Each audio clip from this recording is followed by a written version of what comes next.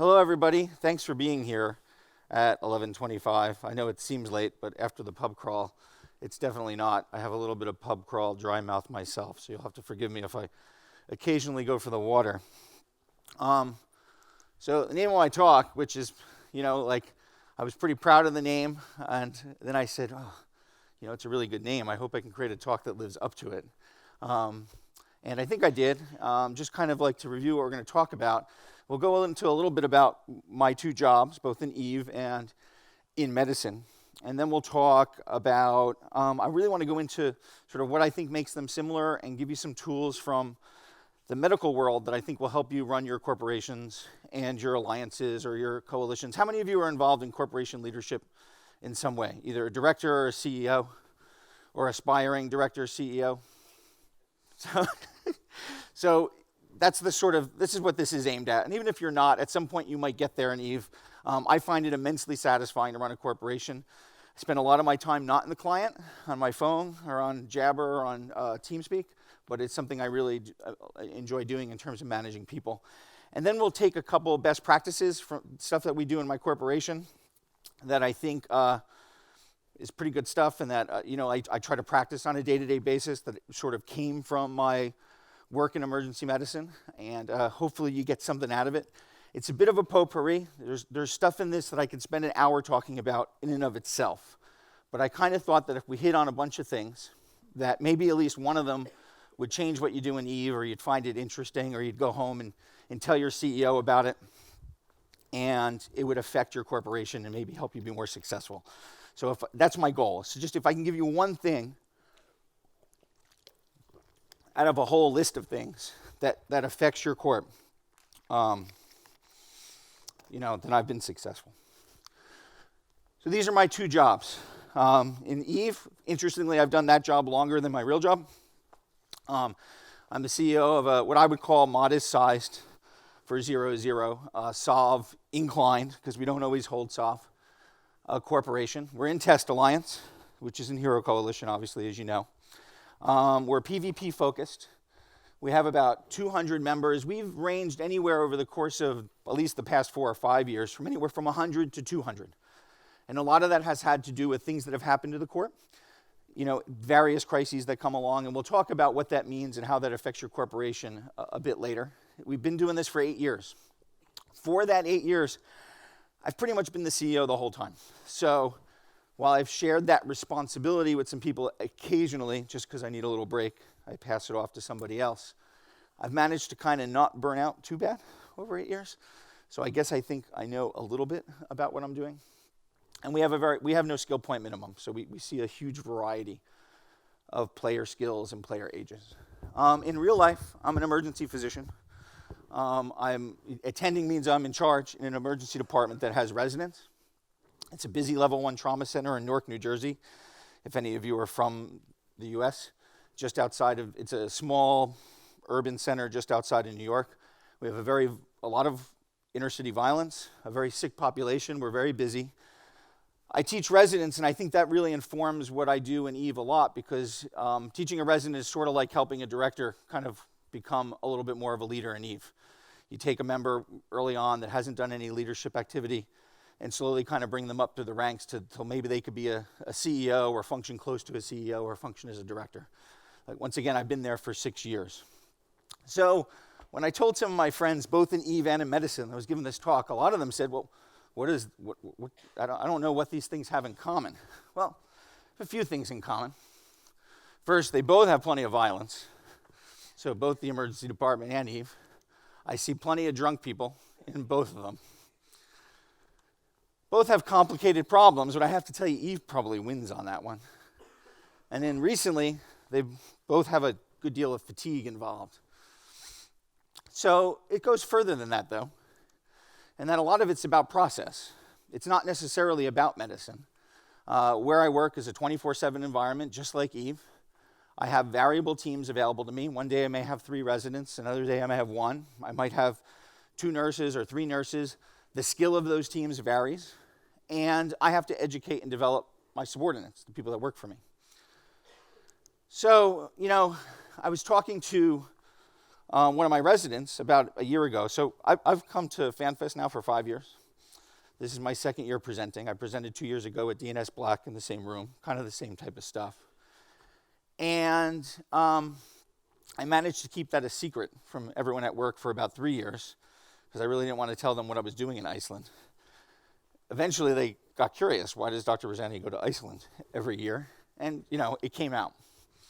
And I had a resident that was a bit of a gamer, and he wanted to know about Eve, and he wanted to know about what I did. And he said to me, well, that sounds a lot like what you do here in the emergency department. And so that's sort of partly where the idea for the talk came from. But then as I thought about the title, I was thinking, you guys are going to show up here expecting to hear about a lot of medicine. Maybe you want blood and gore. Maybe you want to know how to treat pneumonia. Maybe you want to know about how we manage cardiac arrests. And I realized that that's not what the talk was about. So even though you might expect it's about medicine, the medicine in my job is incredibly easy. It requires 4 years of medical school, 4 years of residency, plenty of consultants that I can call up for help, and we make judicious use of Google. So that's easy, and I can teach anybody, any resident can learn medicine in 4 years. But what they have trouble with sometimes is all of the things that are not medicine. So managing teams, managing process, predicting problems, managing crises, communicating, and then knowing in medicine which evidence to do. In other words, what interventions for a given patient are going to help. And then I thought, well, that's maybe the real point, because when I think about what I do as a CEO in Eve, most of it is not Eve. I spend a lot of time out of the client, and most of the problems are not dealt with in the client. And I think that people who sort of fail at leadership in Eve, whose corps fail or their alliance fails or what have you, sometimes fail to see that. And they spend a lot of time focusing on the Eve things and looking for solutions within the client, meaning, by PvP or what have you, instead of thinking outside of the client and thinking how forces outside of the client affect their corporation. And so much of what you need to do is about not Eve. And so this brought me back to what we do in medicine when we teach residents. And so we have a group of things we call core competencies. And the core competencies are things that ACGME, which is our accrediting board for graduate medical education in the States, these are things that the ACGME says we got to teach residents about because these are things that doctors do on a day-to-day basis. And if you were to look at these, you see not all of these things are medicine. In fact, I can take away the things that are medicine, and we're left with a few. And I'm going to take away professionalism, not because people in Eve are not professionals, although sometimes they don't behave it, but because I can lump that in with interpersonal skills and communications in Eve pretty easily. And so this leaves me with 3 core competencies, 3 things that I think really apply to what you do in Eve as a CEO, as a director, as an alliance leader, outside of the client.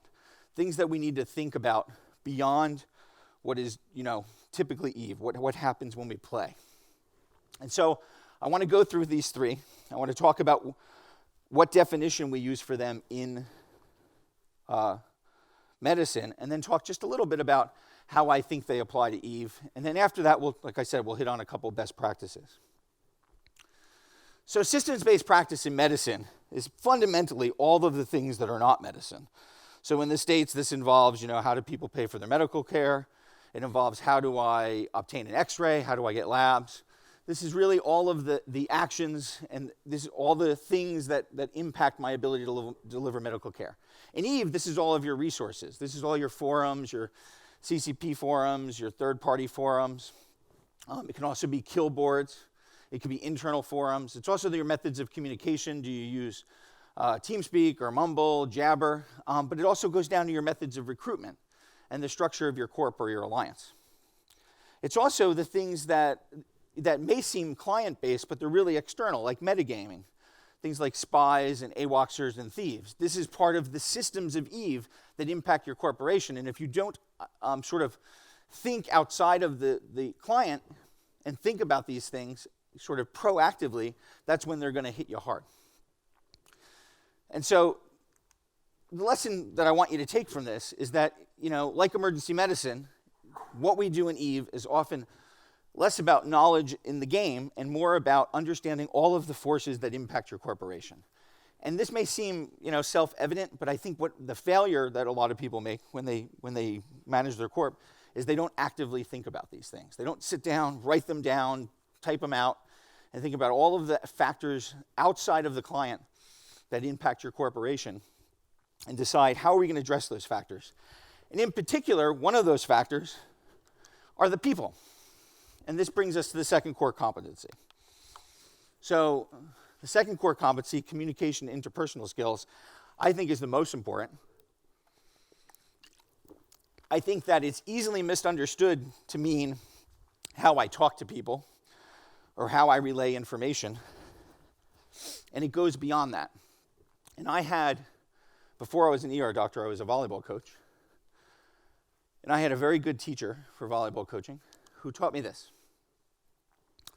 And I think that this is, if I tell you one thing that you take home that affects what you do in the practice of running your corporation, it'll be this. Because honestly, everything that happens to your corporation has nothing to do with the client. The client is content. It doesn't matter if it's positive or negative, it delivers content. Whether or not your corp succeeds or fails is all about how you define that client, that content. How do you define the relationships that impact your corporation? And those relationships can be the obvious things inside your corp, between you and your leaders and the members. But it's also things like your corporation within its alliance, your corporation with its allies. Whoop, what happened? I hit the black button. There we go. Now we know what it does. Manifest didn't know. I'll have to tell them. Your corporation with its enemies, and your corporation with CCP, right? You have a relationship with CCP. If your favorite chip gets nerfed, that's going to impact your corporation. How you define that for your members is going to make a big difference. If you get war decked, how you define the war deck for your members makes a huge difference. If you lose SOB, how you define that activity. Once again, might seem self-evident. If I came to you and I said, how important is communication and relationships to your corporation, you're going to tell me it's very important. I know that. But how often do you sit down and define each one of the relationships that you have and think about how they're impacting your corp? How often do you really think about it in times of crisis that you're making sure you're defining those relationships in a way that's positive and really, drives your corporation? And what we're talking about is really narrative. Narrative has been discussed a ton. We could talk about it again for an hour. People have talked about the importance of narrative before. Some people poo-poo it. Some people think it's meaningless.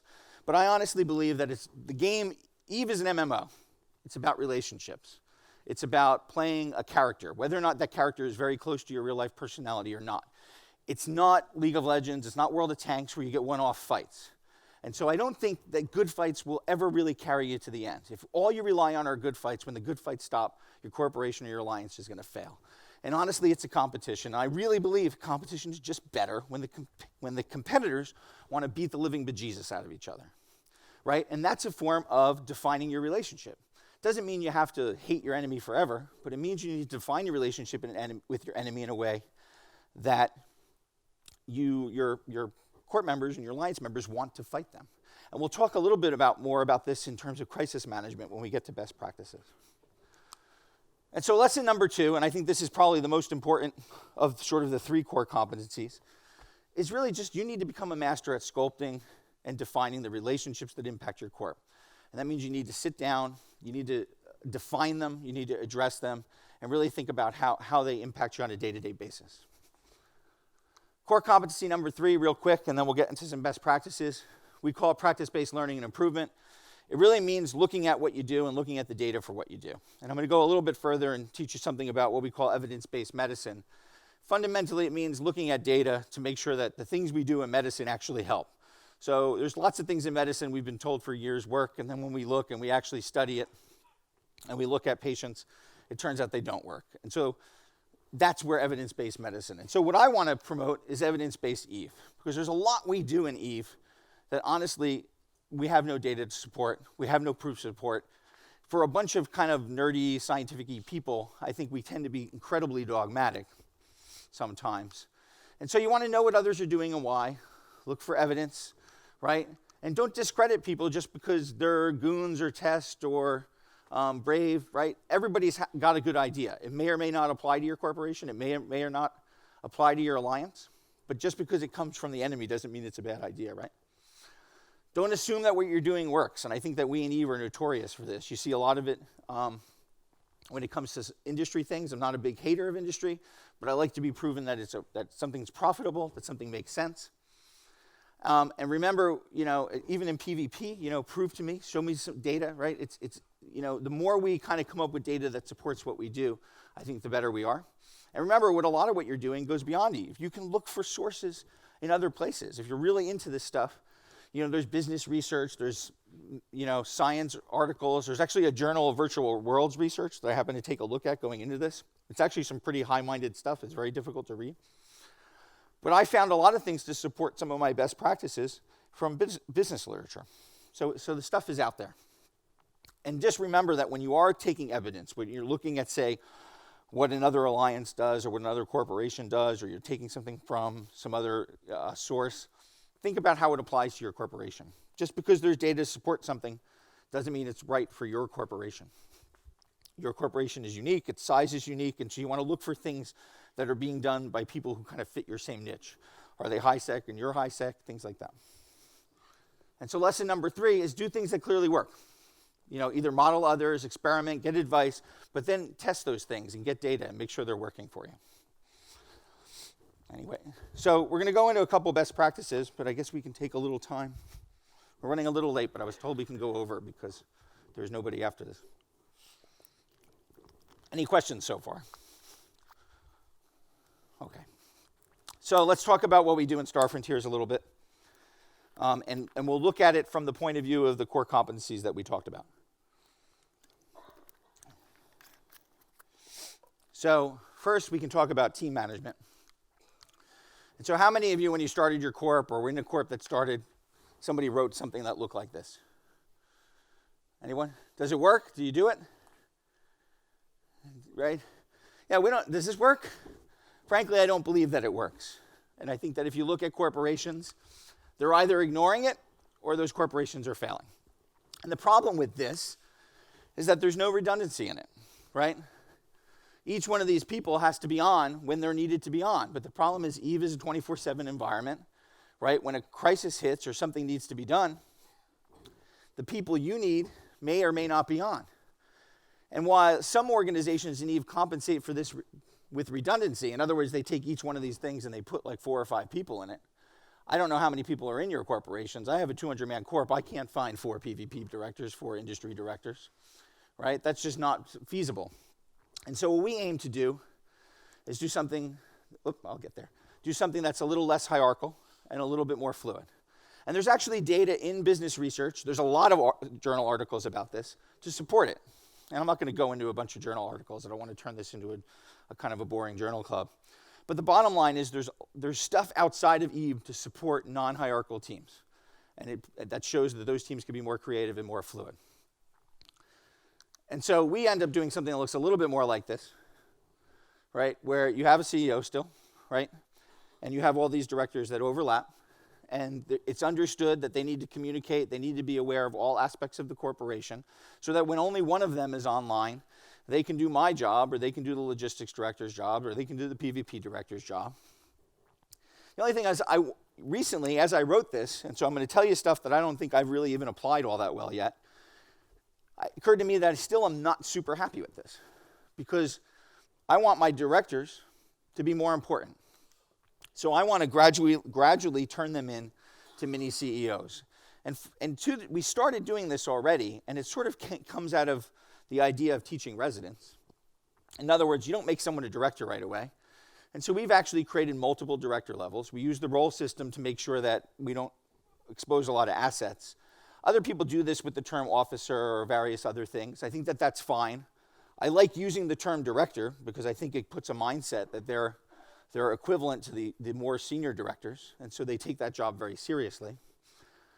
But one of the things I think that we really lack in Eve, and even we've lacked in Star Frontiers, is the last part. We tend not to let our directors run things when we're in client, when we're online. In other words, when we're available, the directors come to us and we give them an answer to the problem, and then they implement it, which isn't really directing, that's doing. And so, you can't blame a subordinate for not being able to handle a problem while you're away if you've never given them an opportunity to handle that problem while you're there. And so if you're a CEO or you're a director trying to sort of train up junior directorship, I would really encourage you to give them opportunities to do what they have to do when you're there and say, listen, I'm not going to do this. I'm not going to tell you what to do. I want you to do it, and I'll stop you if you're doing something wrong. That's exactly what we do in the emergency department. I don't take my senior residents and throw them out there all by themselves and say, you're going to take care of really sick people now. I let them do it while I'm 10 feet away, while I'm 15 feet away, and I keep my mouth shut. And as long as they're not going to kill somebody, I let them do what they need to do. And that leads to something more like this, I think, where you kind of shrink down the importance of the CEO, and he just becomes another team member, right? And this is sort of, and I don't even think we've accomplished this well in my own corporation yet, but this is my goal. As I put this together and I thought more about what we do, I realized this is something I think that really could help serve us, because it'll make sure my directors are ready to respond to problems in a more aggressive fashion. All right. Lastly, we're going to talk a little bit about crisis management, something I know a little about just from being in the emergency department.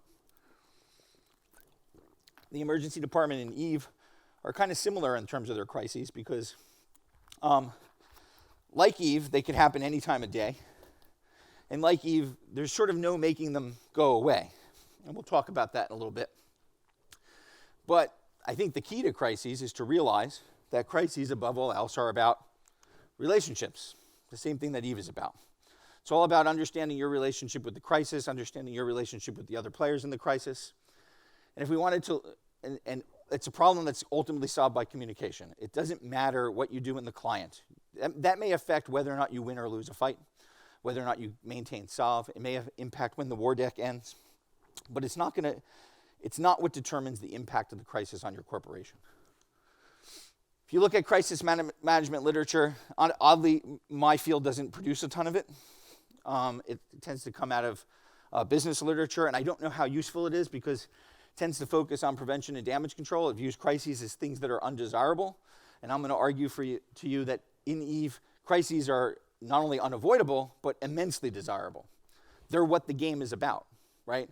If you don't have challenges occurring for your corporation, you're not playing Eve. If you're not being war decked, then that's not Eve. If you're not gaining and losing solve in nullsec, then you're not playing the nullsec game. That's what it's about. And so crises not only are unavoidable and come from a whole lot of sources, but they're in fact desirable and necessary for the evolution of your corporation. And I believe, and when I talk about my corporation varying between 100 members to 200 members over, say, the course of the past couple years, it's because we go through something like this. And every corp goes through something like this. And you need to be aware that your corp goes through this, because otherwise your corp's going to fizzle away and slope and die. So you're going to start out with a core group of players, and you're going to have immense success. You're always going to, at some point, have immense success. But at some point, a crisis hits, and you lose like 100 people. Losing that 100 people is not the problem. It's losing the other 100 people that are left that are the problem. And you're only going to lose them if you can't define the crisis in a proper fashion for them. And so you get a cycle where you grow and shrink with each crisis, and these are good for your corporation, right? One of the reasons my corporation joined TEST is they had gone through this cycle and survived. We never would have joined TEST had they not lost solve and proven that they could survive a crisis, because we think that this is very important. We think that the ability to survive through a crisis proves that you deserve to exist, and that if you're a corporation or alliance, we don't care how big you are, but if you haven't experienced a crisis, then you're not worth anything, right? And that's not to be negative, but it's just to mean that we don't know what's going to happen when one hits you, right? So after each crisis cycle, you get more members, more leaders, more experience, right? And it's sort of Eve Darwinism. You're either capable of handling these crisis cycles or your corporation dies. So lastly, just some things about how we can, just some tips from sort of my experience in the ER as well as Eve about how to handle crises. First of all, don't create a crisis where none exists. I'm a firm believer in 0-0 that losing solve is not really a crisis. It's no different than losing a fight. It's part of the ebb and flow of the game. And if your players no longer think of it as a crisis, then they won't freak out and jump ship every time you do lose solve, or if and when you do lose solve. You should be willing to lose solve, right? My feeling about sovereignty is it's no different than everything else in Eve. Don't hold what you can't afford to lose, and that includes psychologically as well as ISK-wise. The key to managing any crisis, I firmly believe, is just behaving as if it's not a crisis. I had a teacher in emergency medicine that no matter what happened, his tone never changed. He was always cool as a cucumber. And I think that he managed crises better than anyone I knew because he acted like there was no emergency, but he managed them effectively and diligently. Remember that Eve is a game. It's about handling crises. So you should embrace them. There's something that's necessary. It tests your corporation. This is really important. This goes back to that whole defining your relationships. Define the crisis in a way that you can win on it, that you can meet victory conditions, so that no matter what, whether you lose Sov or gain Sov or lose a war deck, that your corporation can sort of claim some success. And most importantly, there's no crisis, I firmly believe this, no matter how big or small, that can kill your corporation. Only you can do that. All right, because it's all about how you define the relationships between you and the entities in the crisis, as well as the crisis itself. So in conclusion, we've reviewed some core competencies for Eve. I think any one of these core competencies we could talk, a great deal about. Hopefully they're interesting to you and it's caused you to think a little bit more about things. I'd love to come back and talk about one of these things, whether it be communication or evidence-based Eve, if it's something that would interest you. We've learned how to think about these things, in terms of Eve, and also just applied them to a couple problems in terms of teams and how we set them up and crisis communication. And that's all I have. There's my contact information. I'll stick around if you have questions, but you can feel free to either hit me up on Twitter or send me a Gmail. And that's all I have. Hopefully this was interesting to you. I know I was afraid it was a little dry. I know it's a little different than kind of what gets talked about here. We didn't have a lot of client stuff. But hopefully, I'd love to get some feedback whether or not you liked it or not. And like I said, we can talk about coming back in a year and maybe delving a little deeper into one of these topics. Thank you very much.